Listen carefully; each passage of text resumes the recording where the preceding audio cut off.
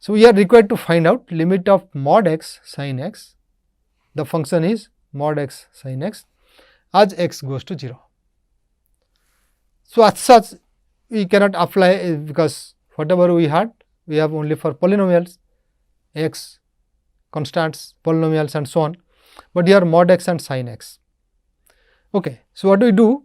We try to estimate this from both the sides, say having some inequality, think of some inequality. So, what it says sin x can be maximum 1 and minimum minus 1. So, wherever x may be, minus 1 is less than or equal to sin x less than or equal to 1.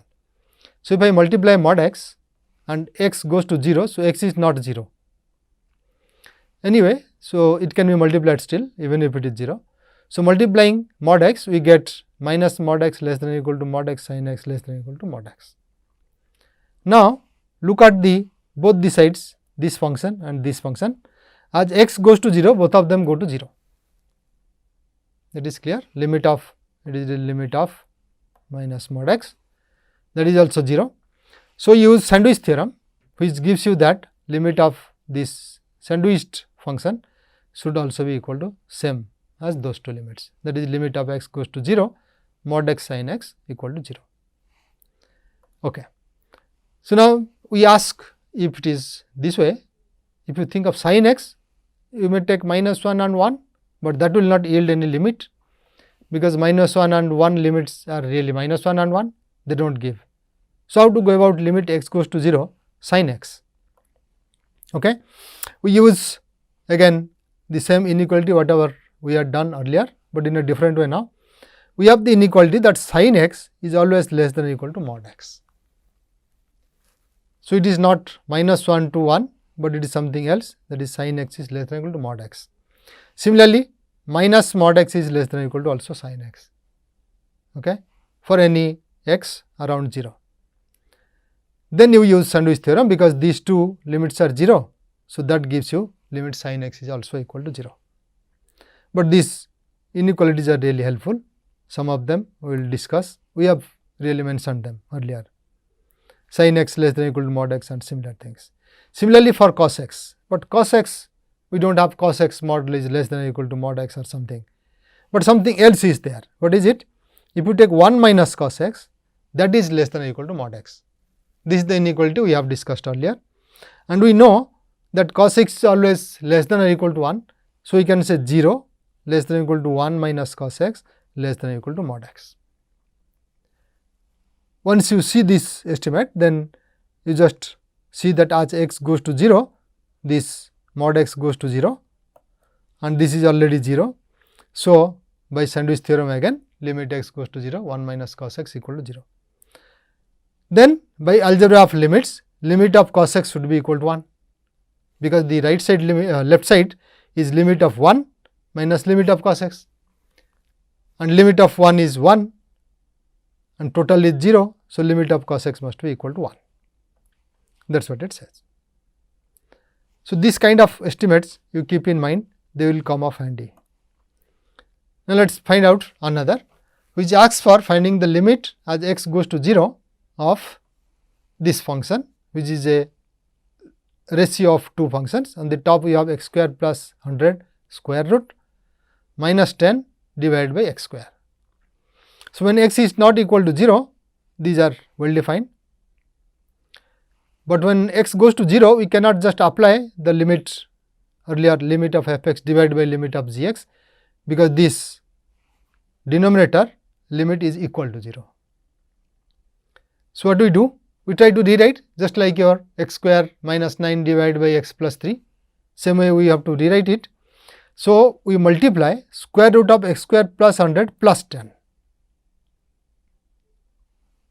So, that denominator was 0 earlier, now it will not be 0, that is our purpose, to bring it to some form where denominator may not be 0, but it can be 0 here. Let us see how to proceed.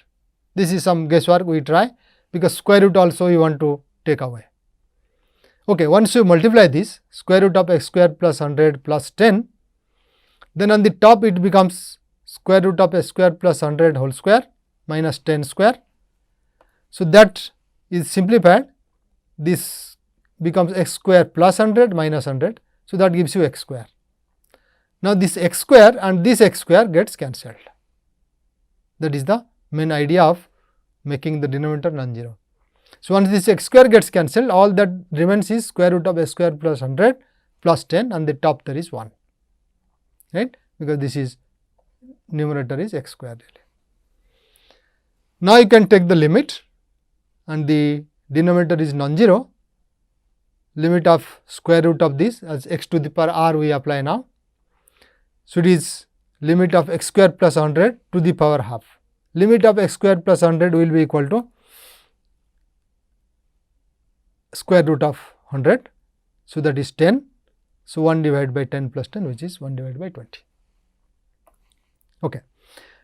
So, now it is given that limit of mod f x equal to 0. What can you say about the limit of f x? Does it really exist or it does not?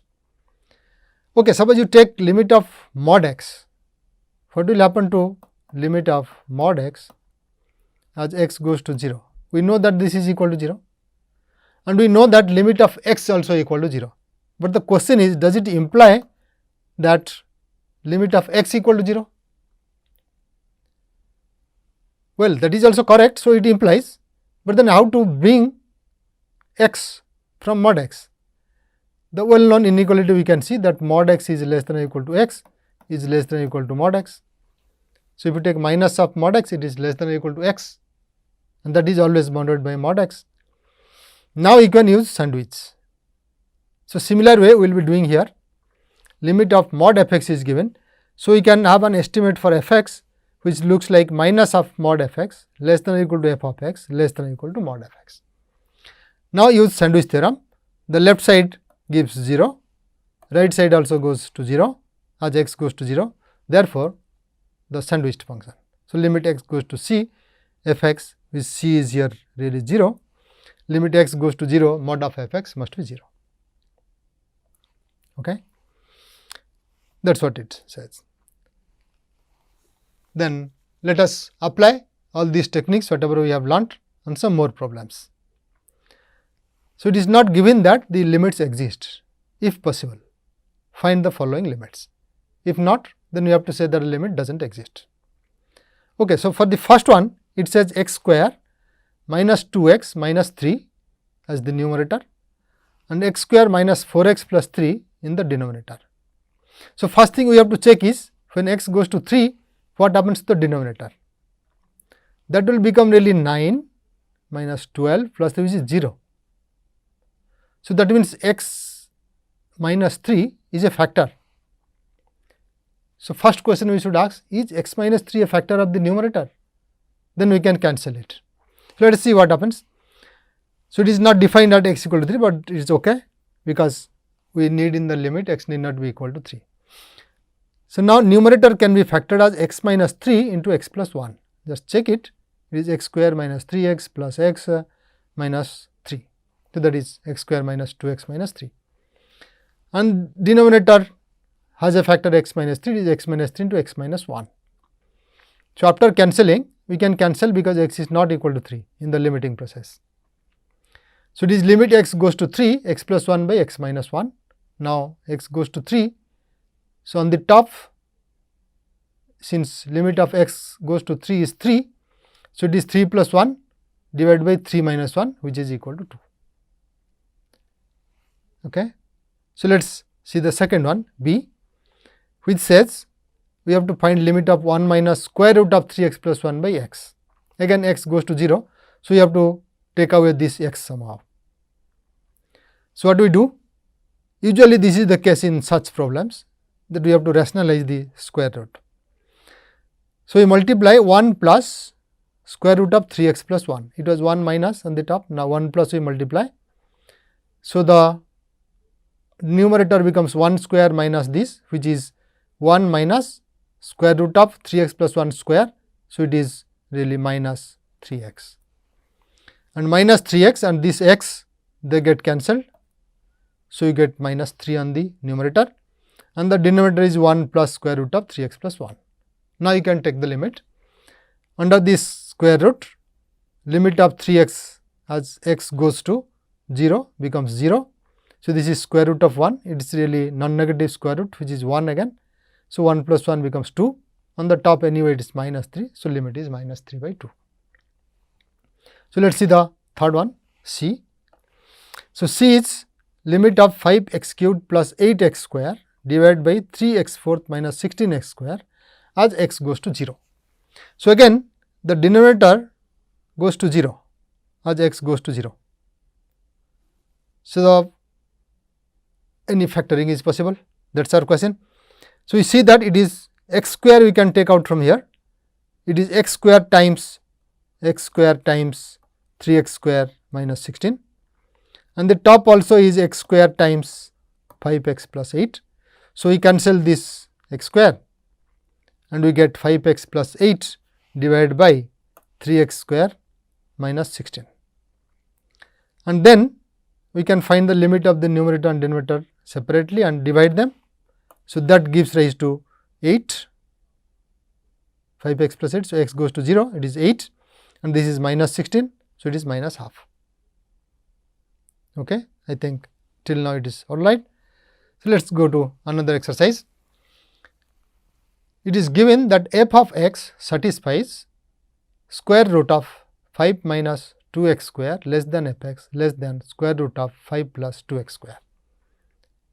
So, very tight, square root of 5 minus 2x square plus 2x square, where or for x is in the open interval minus 1 to 1. There only we have f x defined now. Let us assume that. Now, g x is another function which satisfies 2 minus x square less than g x less than 2 cos x.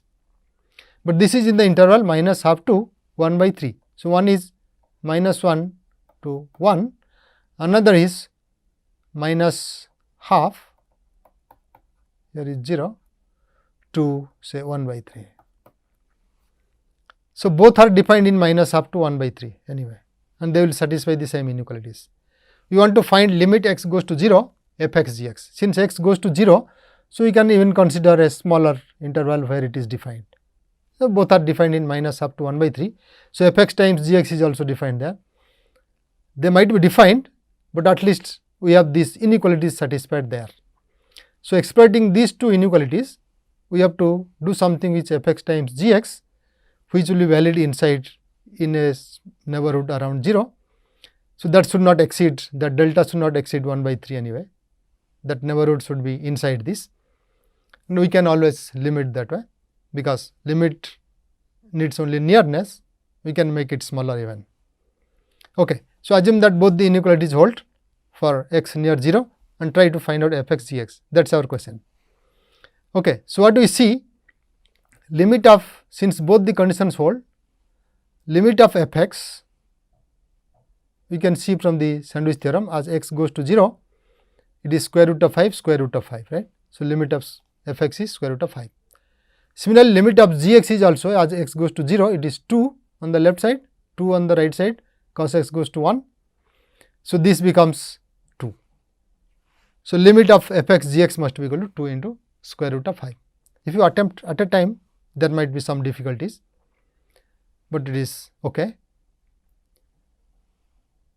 This will be easier, right. You find here it is easier to find limit f x and limit g x separately. Okay. So, now this third problem, which says suppose x fourth is less than or equal to f x is less than to x square, again in the interval minus 1 to 1, but now it is closed interval minus 1 to 1.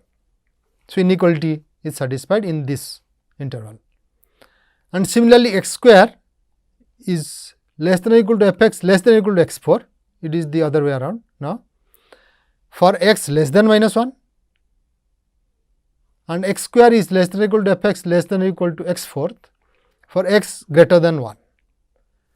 So, that means at minus 1, at 1 this inequality, within that also this inequality, and elsewhere we have this inequality.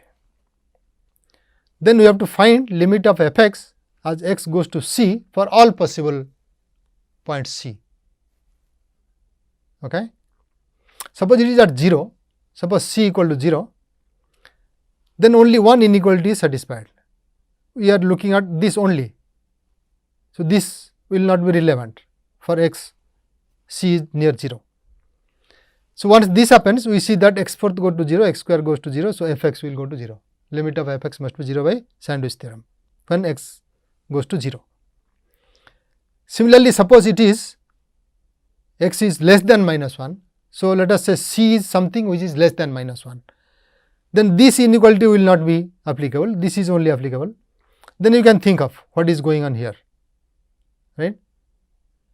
Similarly, if x is bigger than 1, only this one is applicable, second one, first one inequality will not be satisfied. And x at minus 1 and 1, this is really satisfied, this inequality, but in the limiting process, we are thinking of the neighborhood, they can be near, not equal to. So, the other inequality also becomes relevant. So, as per our procedure, if we use only Sandwich theorem, at which points you can really find the limit by using Sandwich theorem, and this information can only be used that way as of now. So, let us say using Sandwich theorem, what limit we can get, for which c we can get the limit. So, if we want to use Sandwich theorem, then in either case it is x fourth and this is x square, this is x square and x fourth, their limits should be same, then only you can use the Sandwich theorem.